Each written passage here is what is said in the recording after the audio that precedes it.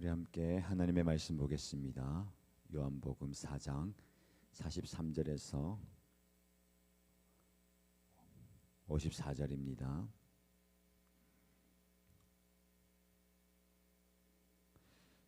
오늘 저와 여러분들이 함께 묵상할 말씀은 요한복음 4장 43절에서 54절입니다. 같이 읽겠습니다. 이틀 뒤에 예수께서는 거기를 떠나서 갈릴리로 가셨다. 예수께서 친히 밝히시기를 예언자는 자기 고향에서는 존경을 받지 못한다 하셨다. 예수께서 갈릴리에 도착하시니 갈릴리 사람들이 예수를 환영하였다. 그들도 명절을 지키러 예루살렘에 갔다가 예수께서 거기서 하신 모든 일을 보았기 때문이다. 예수께서 또다시 갈릴리 가나로 가셨다. 그곳은 전에 물로 포도주를 만드신 곳이다.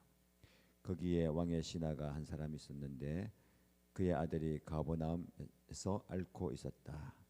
그 사람은 예수께서 유대에서 나와 갈릴리로 들어오셨다는 소문을 듣고 예수께 와서 제발 가버나움으로 내려오셔서 아들을 고쳐 주십시오 하고 애원하였다. 아들이 거의 죽게 되었기 때문이다. 예수께서 그에게 말씀하셨다. 너희는 표징이나 기이한 일들을 보지 않고는 결코 믿으려고 하지 않는다. 그 신하가 예수께 간청하였다.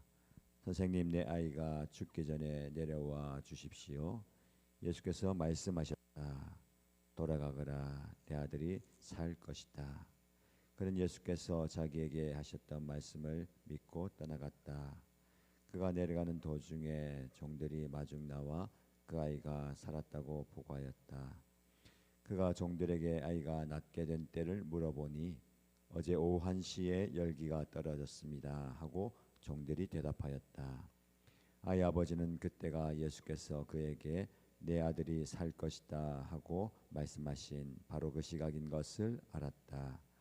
그래서 그와 그의 온 집안이 함께 예수를 믿었다.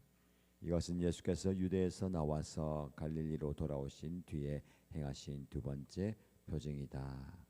아멘. 하나님의 은혜가 여러분의 삶 가운데 넘치고요. 특별히 말씀의 능력이 여러분의 삶 가운데 역사하시기를 축복합니다. 우리는 종종 이렇게 하나님께 기도하곤 하지요. 주님, 이번에 우리 이 문제만 해결해 주시면, 이런 기적만 보여주시면 정말 잘 믿겠습니다. 우리는 무언가 내 눈에 보이는 확실한 증거가 있어야 우리 믿음이 흔들리지 않을 것 같이 여깁니다. 근데 여러분, 정말 눈으로 기적을 보면 우리 믿음이 완성이 될까요? 오늘 본문에는 두 부류의 믿음이 대비되어 나옵니다. 표적을 보아야만 환영하는 갈릴리 사람들, 오직 주님의 말씀 한마디만 믿고 발걸음을 옮긴 한 사람. 이 두 부류의 믿음의 대비가 잘 나오죠. 예수님은 오늘 저와 여러분에게 묻고 계십니다. 너는 표적을 쫓는 자냐, 아니면 내 말을 신뢰하는 자이냐. 오늘 본문의 말씀을 통해서 저와 여러분의 믿음이 보는 것에 매이지 않고 들리는 말씀 위에 굳게 서는 은혜가 있기를 축복합니다. 여러분, 표적에 매인 믿음은요, 위태롭습니다. 43절에서 48절 내용을 보시면 예수님께서 사마리아를 지나서 다시 갈릴리 가나에 오셨을 때에 갈릴리 사람들이 예수님을 환영합니다. 근데 이 환영은 조금 씁쓸합니다. 그들이 예수님을 반기고 환영한 이유가 무엇이냐면 예수님이 누군지 알았기 때문이 아닙니다. 예루살렘에서 행하신 기적들을 보았기 때문입니다. 예수님은 이런 그들을 향해서 너희는 표적과 기이한 일들을 보지 않고는 결코 믿으려 하지 않는구나 라고 탄식하십니다. 사랑하는 여러분, 기적을 보고 믿는 믿음은요, 기적이 사라지면 함께 사라집니다. 내 기도가 응답될 때는 할렐루야 하면서 외치다가도 삶의 단시 먹구름이 몰려오면 금방 하나님을 원망하게 됩니다.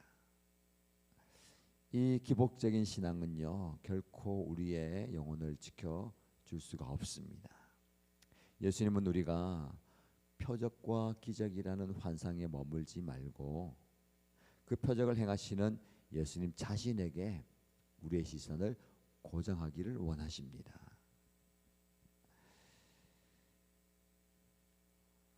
여러분들이 무엇을 기대하시고 무엇을 요구하십니까? 나는 보지 않고는 믿지 않겠다 라고 이야기하는 의심만 도마가 우리의 모습인지도 모릅니다. 내가 봐야 알겠고, 그런 예수님께서는 당신의 모습을 도마에게 보여주시면서 이렇게 말씀하시죠. 너는 나를 본고로 믿느냐? 보지 못하고 믿는 자들은 복되도다. 보이지 않는데 어떻게 믿을 수가 있습니까? 여러분, 믿음은 보는 것을 초월합니다. 보이지 않는 것을 볼 수 있게 만들고 보이지 않는 것을 신뢰하게 만드는 것이 믿음입니다. 우리에게 이런 믿음이 회복되기를 축복합니다. 이런 적용 질문을 드려봅니다. 마음에 새겨보십시오. 나는 주님의 말씀 자체를 사랑합니까? 아니면 주님이 내 삶에 베푸실 기적과 유익을 더 사랑합니까? 응답이 더뎌질 때에 내 믿음은, 내 시선은 어디를 향하고 있습니까? 이 질문을 여러분 스스로에게 던지시면서 내가 과연 무엇을 바라보고 있는가, 눈에 보이지 않는 것을 신뢰하시는 믿음이 있는가를 점검해 보시길 바랍니다. 여러분, 말씀이 곧 능력임을 믿고 나아가야 합니다. 49, 50절 말씀 보세요. 그때 왕의 신하가 아들의 병을 고쳐달라고 예수님을 찾아옵니다. 그리고 간절히 요청합니다. 가버나움으로 가십시다. 여러분, 가버나움으로 가는 길은요 30km가 넘는 먼 길입니다. 그는 예수님이 직접 오셔서 아이에게 손을 얹어주시고 기도하시면 낫는다라고 생각했습니다. 근데 예수님은요 그의 바람과는 다르게 가시지 않습니다. 말씀만 하시죠. 가거라, 내 아들이 살 것이다. 여러분, 이때가 이 신하에게 인생치레의 분수령이었습니다. 내 눈앞에 아들이 낳은 모습이 보이지 않습니다. 예수님이 동행하려고 하지도 않으십니다. 오직 말씀뿐이죠. 근데 성경은 놀라운 기록을 남깁니다. 그 사람은 예수께서 자기에게 하신 말씀을 믿고 떠나갔다. 여러분, 진짜 믿음은 무엇입니까? 아직 보이지 않지만 예수님이 말씀하셨기 때문에 이루어진 줄 믿고 순종하는 것입니다. 말씀이 곧 실제임을 믿는 자가 기적을 경험합니다. 예수님 말씀하셨죠. 믿고 가거라. 어디로 가라는 겁니까? 여전히 아픔이 있는 아들이 병을 앓고 있는 그 현장으로 가는 겁니다. 저와 여러분들이 이런 믿음이 있기를 축복합니다. 예수님이 가거라 말씀하셨잖아요. 여러분, 예수님이 여러분들 어디로 가라고 말씀하십니까? 여전히 아픔이 있는 그 자리로 가거라. 여전히 상황이 바뀌지 않는 그 현장으로 가거라 라고 말씀하십니다. 주님이 말씀하셨기 때문에 순종하는 겁니다. 우리는 나은 곳, 나은 상황을 찾아 헤맵니다. 더 나은 형편을 찾죠. 예수님은 그 어려운 현장 속으로, 현실 속으로 다시 가거라 라고 말씀합니다. 믿고 순종하는 발걸음이 복된 걸음입니다. 저와 여러분에게 이런 적용 질문 한번 던져봅니다. 상황은 여전히 막막하지만 주님이 약속하셨기에 믿고 순종하며 나가야 할 나의 가버나움은 어디입니까? 여전히 변하지 않는 상황, 여전히 어려움이 있는 나의 가버나움으로 가시기를 축복합니다. 히브리서 11장 1절 말씀, 믿음은 바라는 것들의 실상이요 보이지 않는 것들의 증거다라고 말씀합니다. 하나님께서 우리에게 믿음을 주시고 그 믿음이 눈에 보이는 현실이 되게 하실 것입니다. 이 믿음의 걸음이 복된 걸음 되기를 주님의 이름으로 축복합니다. 말씀과 상황이 일치될 때에 믿음은 온 집안으로 흘러가게 됩니다. 51절 이하의 말씀 보시면 이제 예수님의 말씀을 믿고 신하가 집으로 향합니다. 집으로 돌아가는 길에 종들이 그를 찾아오죠. 아들이 살아났다는 소식을 듣습니다. 그는 궁금해합니다. 언제부터 나았느냐? 종들이 대답한 시간은요, 바로 예수님이 내 아들이 살 것이다 라고 말씀하신 그 시간이었습니다. 여러분, 말씀이 떨어지는 순간 시공간을 초월하여 역사가 일어나게 됩니다. 말씀이 선포되는 그 순간 을 초월한 하나님의 역사, 이 역사가 저와 여러분 삶 가운데 일어나기를 소원합니다. 이 경험을 통해서요, 신하의 믿음은 개인의 확신을 넘어서서 온 집안의 신앙으로 확장됩니다.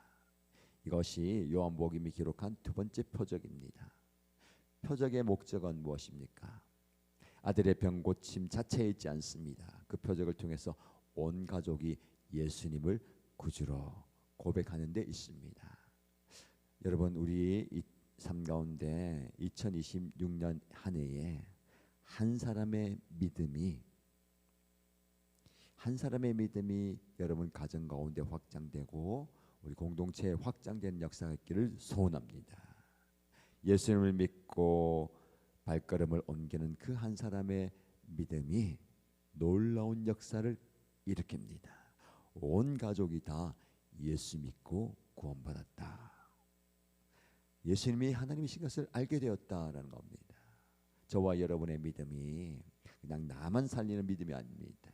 공동체를 회복시켜 주시고 공동체가 믿음의 문을 열고 들어가서 예수님과 함께 놀라운 은혜를 경험하게 될 줄로 믿습니다.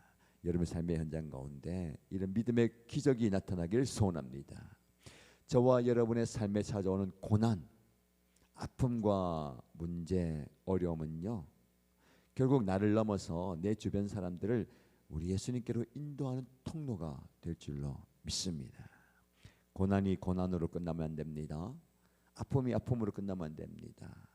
연약함이 연약함으로 끝나면 안 되고 그 연약함을 통해서 공동체가 하나님을 더욱더 바라보게 될 것이고 하나님을 향한 믿음을 고백하게 될 줄로 믿습니다.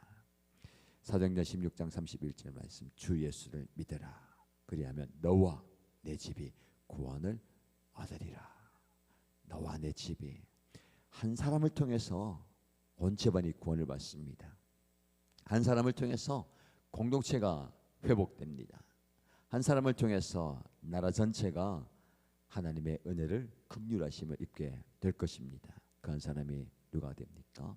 오늘 본문의 말씀에 그 왕의 신하, 절박함을 가지고 예수님을 찾아온 그 한 사람이 바로 저와 여러분입니다. 이 적용 질문을 드려봅니다. 마음에 새겨보십시오. 예수님의 응답을 경험했을 때에 그것을 단순한 행운으로 여기십니까? 아니면 하나님의 일하심을 주변에 증언하며 공동체의 믿음을 세우는 기회로 여기십니까?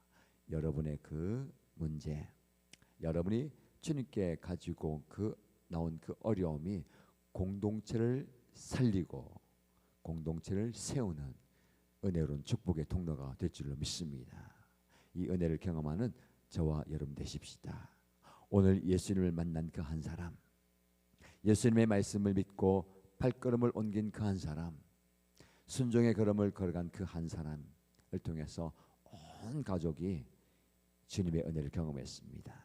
저와 여러분의 믿음의 발걸음, 순종의 발걸음이 여러분의 가정을, 우리 공동체를 회복시켜 주시고 변화시켜 주실 줄 믿습니다.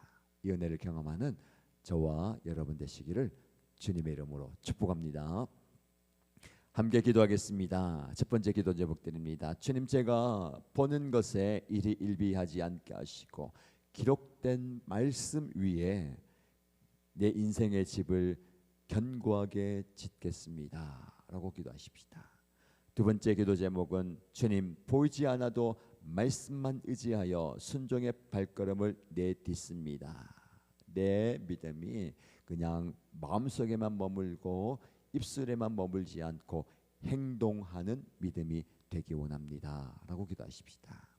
공동체를 위해서 기도할 때 우리 교회 공동체, 우리 목장 공동체에 속한 모든 가족들, 모든 이신 가족들이 주님의 살아계심을 경험하고 온 집안이 예수님을 믿는 복음의 명문가가 되게 하여 주옵소서. 나를 통해서 온 집안이 예수 믿게 하시고 나를 통해서 우리 공동체가 하나님의 은혜를 경험하게 하여 주옵소서라고 기도하십시다.